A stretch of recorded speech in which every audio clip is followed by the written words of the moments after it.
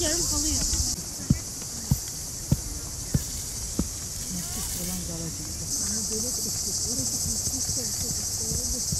Yapmadığım bir şey değil yani arkadaşlar. Kaptırmışım kendime. Kazanırım, kazanırım, kazanırım.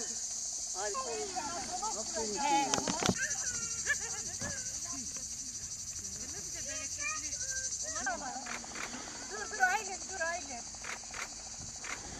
En iyiydi. Kök. Korkma. Başkanım. Kabağımı gördün mü? Sökmüş. Maşallah.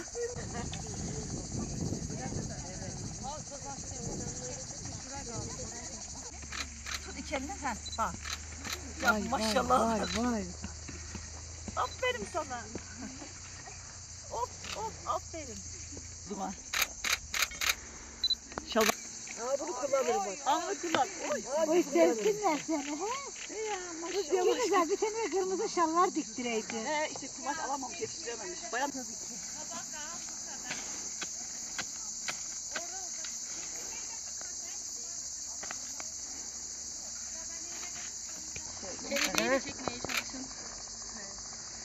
Bugün ilk ürünümüzün hasatını almış oluyoruz.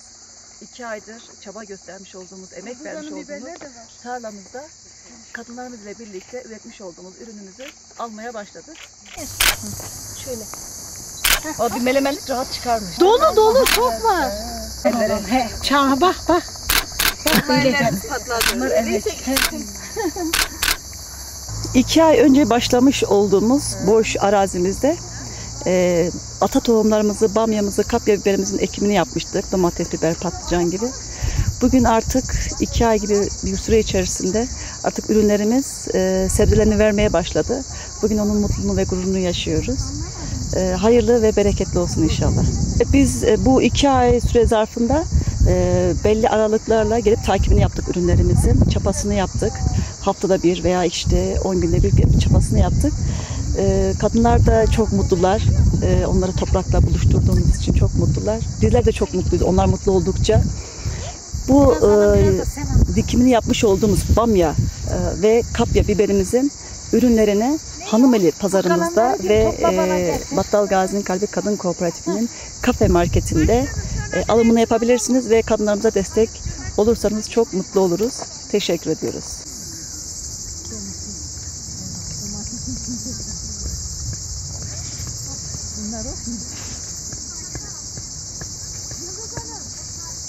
Burası kendi tarlamız, kendi bahçemiz.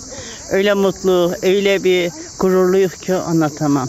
Arkadaşlarımızla tanıştık, bir muhabbet, bir güzellik, toprağınla tanıştık. Böyle bir sevgi var, bir mutluluk var, bir huzur var. Yıldız Hanım bir hanımefendi, Osman Başkan da bir başkanın başkanı. Allah razı olsun. Rabbim gönlüne göre versin, her şeyin hayırlısını versin. Yani yatıp kalkıp dua edik. İşini rastgele.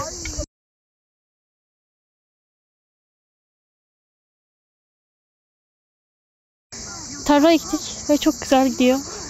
Hem pozitif enerji veriyor bize, hem verim veriyor. Ve çok mutluyuz burada arkadaşlarla beraber. Kendi yaptığımız ürünler satışa sunmayı düşünüyoruz. Ziyarete de gelebilirsiniz, sipariş de verebilirsiniz. Ve çok güzel bir ortam. Bence aldığınız her ürün için teşekkürlerinizi ileteceğinizi düşünüyoruz. Sayın Osman Güder Başkanımız Osman Güder'e çok teşekkürlerimizi iletiyoruz. Yıldız Hanım'ız gerçekten müthiş bir insan. Gerek bizimle çalışıyor, gerek başkan olarak harika bir insan yani.